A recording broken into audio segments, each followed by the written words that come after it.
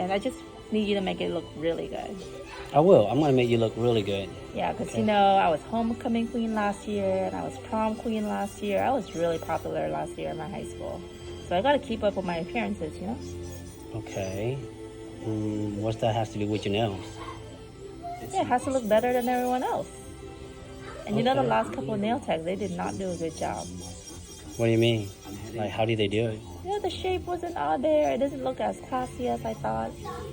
Some of my friends even had better nails than I did. Is there like a particular design that you want? No, you're the professional, so you should know. You mean you didn't come with a design or anything? No, I just want to look, fancy but classy. But Not too over the top, but not too basic either. You know what I mean. I actually don't. How do you not know what I mean? That's your job. Okay.